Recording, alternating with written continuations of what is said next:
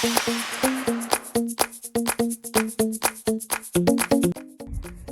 morning, Shackleton, Darwin and Batuta. It is me, Mr. LEW to the IS, around once again the Corona. Today's lesson is the opposite to our previous lesson, which was formal language, and now we're going to study informal language, which I know that all of you speak very well and very fluently, so this shouldn't be too much trouble. But you could pause the video at any moment and rewind it. Actually, let's rewind this whole thing again because it is informal language. Let's do this again. 1, 2, 3. Yo, Batuta, Shackleton, Darwin. It's me, Mr. Lewis. Come on, let's do this. I look a bit rough, I'm not looking my cutest. I've got some work for you to do. Make sure you complete it quickly, ASAP. Yeah, make sure it's A1 and super sick and dope. I can't do it for long. Go through the slide, complete the work and submit it. I look forward to seeing your work. And yeah, I hope you're okay. Okay, today's date is Tuesday the 2nd of May 2020. The topic is journalistic writing and the LI is to use informal language appropriately. I remind you that you can pause the video at any moment and rewind it to catch up. There is no rush. I apologise for my voice. I'm not feeling the best. I think it's my allergies, but I'll try my best to speak as clearly and slowly as possible. Hopefully I don't sneeze. Okay, let's begin. We've covered formal language, how, why, and when it's appropriate to use. Now it's time to tackle its opposite, informal language. Informal language is more commonly utilised in situations or scenarios where we are more relaxed and will often involve people that we know on a more personal level. Informal language is more spontaneous and casual. This is a type of language used when communicating with friends or family members and can be used when either writing or speaking. Informal language is used when writing a personal email, sending a text message, or even in some business communications. Why you need to know this? That's a good question. These days, informal language is more used than formal language. With the increased use of mobile phones and social media, it's deemed as cool and as part of our everyday speech. Even my mum uses informal language, and she's an English teacher. There's a skill to using it, as colloquial words can still be used out of context. In order to understand life today as we know it, informal language needs to be practiced and considered. Remember the previous example of the conversation between Big Shaq and Boris Johnson? Even the PM needs to have some awareness of informal language. Characteristics of informal language. Colloquial. Informal language is similar to conversational English. It might include slang and figures of speech. Informal writing has a more personal tone, similar to if you were speaking directly to your audience. Simple. Informal writing uses shorter sentences and some of them might be incomplete. Contractions and abbreviations. Informal writing consists of words that might be simplified or contracted. Empathy. Informal writing which allows for the display of emotion or empathy. The guests were stuck without comestibles and beverage for several hours. Or, the guests were stuck without food and water for several hours. You can see a difference in the use of contractions and how the use of complex, sophisticated language has changed. Characteristics of informal language. Slang vocabulary, funny, casual, simple, plain-spoken, punctuation, exclamation points.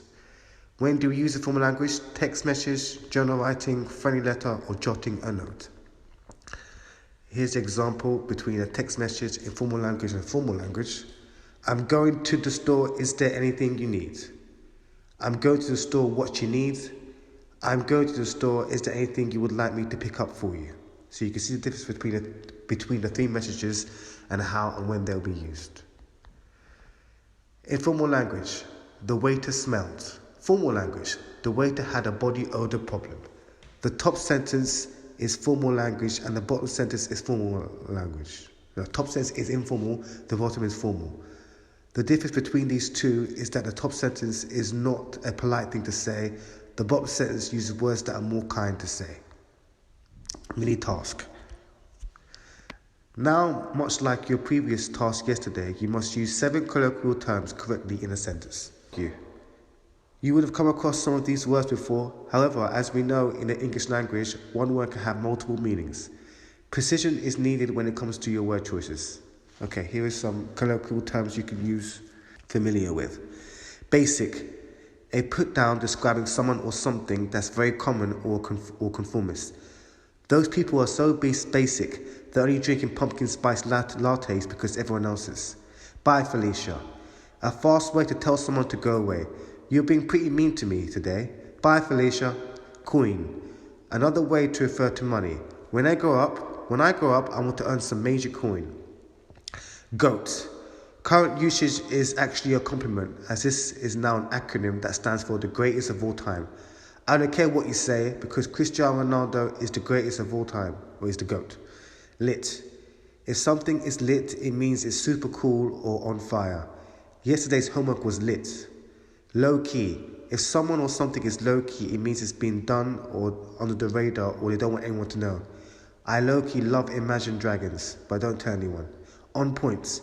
Outstanding, perfectly executed. That novel was on point, I couldn't put it down. Salty. Angry or bitter about something. Why are you so salty? I said I would share if I win the lottery. Dying. Something that was so funny you died laughing. Oh my god, this TV show is hilarious. I'm dying. Obviously doesn't mean that you actually are dying. That's another word that has multiple meanings, but that's been taken into a colloquial contemporary context. So now it's something cool to say. Epic. If somewhat was epic, it was highly enjoyable. His latest poem was epic. Extra. If someone's extra, it means they're way too dramatic. Stop being so extra and just get on with it. Savage. Someone who roasts people non-stop and doesn't care what others will say. The boy was a savage. That's why he had no friends. Ugh. Ship. Short for romantic relationships. Sometimes used as a verb.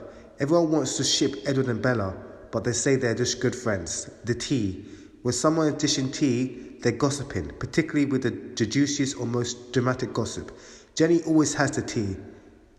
She's always in everyone else's business. I wanted to make your main task relatable and contemporary, but still keeping it in the realms of the curriculum and the core standards upheld. Although informal language is a valid form of communication, most situations will require you to use its counterparts, formal language. Setting the scene. Okay? Imagine this. You have to Facebook message your cousin who lives on the other side of England. This is your favourite cousin, they are the same age as you, and you have similar interests. However, the Wi-Fi is unreliable and temperamental. Only one long message can be sent at a time. In this message, you should include some of the highlights of your year so far. You could write about your favourite lessons or why, any family events you've been to, including an amusing or shocking story about something that's happened, some of your concerns or worries, such as new settings, a new school and surroundings. Write about some of your achievements, something that you're proud of this year. Finally, you write about what you'd like to happen next in your life, such as becoming a doctor, a lawyer, a teacher, or an engineer, or maybe your parents are away on a holiday, you'd like them to return. Who knows, it's up to you. Don't forget to ask your cousin's questions too, as it is an informal message. You're going to want to include and incorporate them in the conversation. Here's an example I created earlier. Hey cuz, how you been? It's been a while. How's the fam? Why didn't you come to Auntie Sam's B-Day party last month? It was epic. A few people were being extra as always. School's been low-key on point these days. I'm really enjoying my literacy lessons. I feel like I gained so much. And the teacher is super lit. I beat my brother on FIFA yesterday and he was so salty. He broke the pad. Now I've to find the coin to get a new one. I'll ask my mum if I get one for my birthday. Anyway, what have you been up to? That's just an example.